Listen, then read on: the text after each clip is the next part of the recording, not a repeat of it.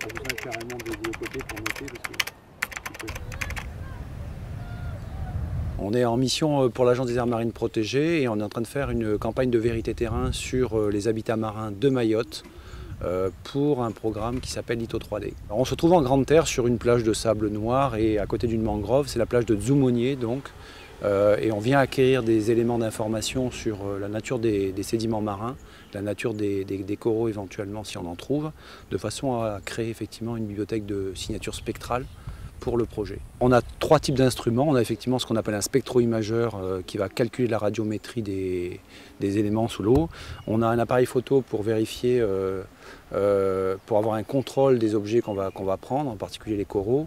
Et puis on a des plaquettes sous-marines pour noter un certain nombre d'objets, sachant qu'il faut qu'on soit 2 sous l'eau. Effectivement, et Stéphanie, là on est en train de faire un briefing sur la manière dont on répertorie sous l'eau, puisqu'on ne peut pas se parler sous l'eau, donc on se parle par geste, la manière dont on va codifier les informations qu'on va collecter sous l'eau, c'est-à-dire les numéros des spectres, les objets, par exemple, effectivement, la nature des coraux, le nom des coraux, de façon à pouvoir ensuite retrouver ces éléments par les photos qu'on aura prises en parallèle, et puis ensuite dans une base de données qu'on est en train de constituer avec Pascal. On va viser des objets sous l'eau avec le spectro-imageur et l'appareil photo.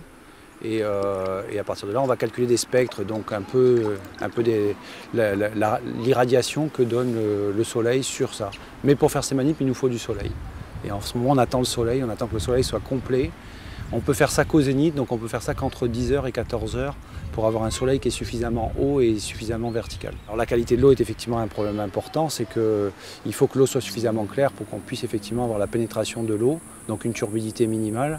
Et aujourd'hui, on est allé sur l'autre côte, il y a trop de vent, il y a trop de houle, on ne peut pas travailler. Donc c'est pour ça qu'on est sur ce site aujourd'hui de Dzoumogné.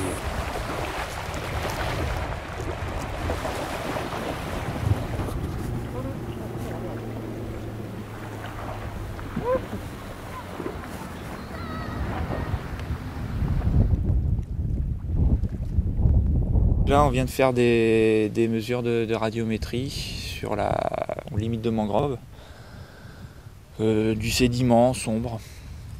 C'était moyen parce que la météo est pas au rendez-vous, beaucoup de passages nuageux, quelques petits trous de soleil, donc on a réussi à faire quelques mesures. Les mesures là sont pour commencer à établir une librairie spectrale. Donc là on est sur Mayotte, on a fait Glorieuse et la Réunion c'est en cours, pour compléter un petit peu, avoir différentes signatures d'un peu tous les objets qu'on peut avoir sur les zones de récifs coralliens. Donc voilà le type d'objet sur lequel on peut faire des signatures. Quand c'est au fond, bon là, faut que ce soit plus homogène. Là, je te montre là ça comme ça, mais c'est vachement fin. Et donc ça a une signature caractéristique, quoi. En tout cas, si la houle baisse et le vent baisse, là on devrait avoir moins de clapots, parce qu'en fait le vent est comme ça pour l'instant, il va basculer comme ça. Donc du coup on aura moins de vent là-dessous. Donc on va peut-être aller essayer ça là. Ça c'est une carte, en fait c'est une photo IGN. Cette photo IGN elle est assez ancienne, hein, mais elle nous permet de voir où est-ce qu'on va aller travailler et les zones sur lesquelles on a des vérités terrain à faire. C'est-à-dire qu'il y a des zones qu'on peut identifier en photo, mais sur lesquelles on n'a pas de certitude de ce qu'il y a sous l'eau. Donc avec ces photos-là, ça nous permet de repérer les endroits où on va aller travailler directement sur le terrain. On a choisi ce terrain-là qui est au nord ici de la Petite Terre, qui est une zone sur laquelle on a déjà travaillé pour une carte d'une réserve marine, mais préférentiellement on irait plutôt sur la zone de la Passe en Esse, dans la mesure où il y a déjà eu des travaux qui ont été faits avec des capteurs spectraux.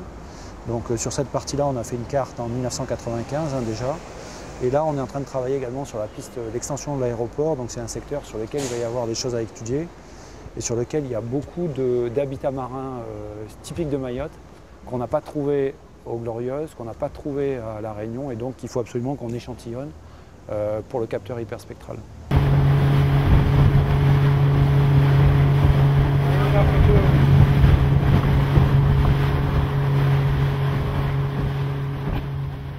Là on est venu pile au droit du lac de Cratère de Dziani, donc qui est un lac particulier parce qu'il a encore il a des spécificités en phytoplancton, et on est pile dans son axe parce que là on a à peu près de l'eau claire, on a de la météo qui est bonne, et donc on va plonger sur un site qui à la fois il y a du sable, il y aura des coraux, il y aura du substrat détritique, et on va enfin attaquer la première manip de terrain.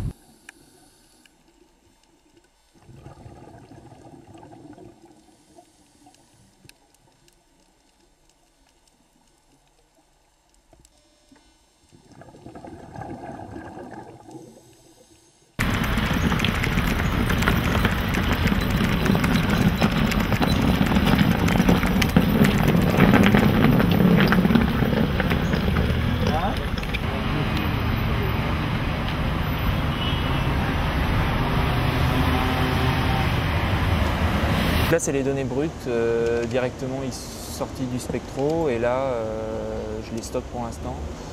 Et ensuite, on va les traiter, moyenner, parce qu'il y a plusieurs mesures pour une seule cible. Une cible, c'est ce qu'on a fait ce matin, c'est-à-dire on a pris des specs sur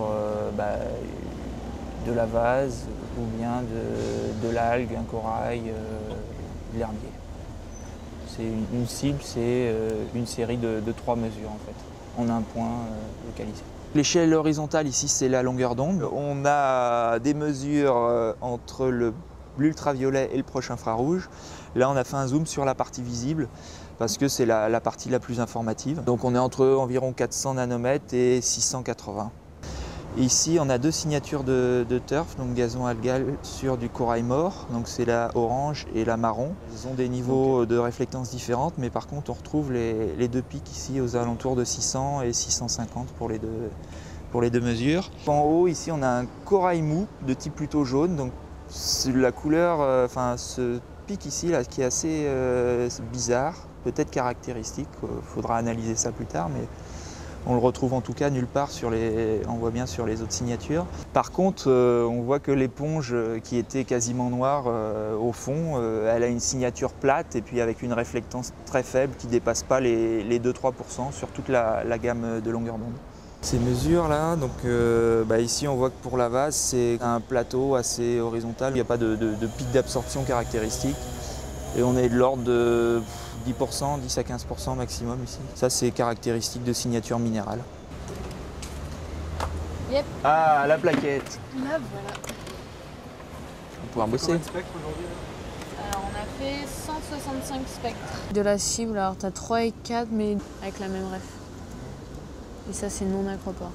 J'ai référencé le numéro du spectre à chaque fois et la catégorie d'espèce à laquelle, la catégorie de l'objet qu'on mesurait. On a des coraux vivants, des algues, des types de coraux, donc acropores branchus ou non acropores, et également du sédiment comme le sable ou en majorité du sable pour les manipulations d'aujourd'hui en tout cas.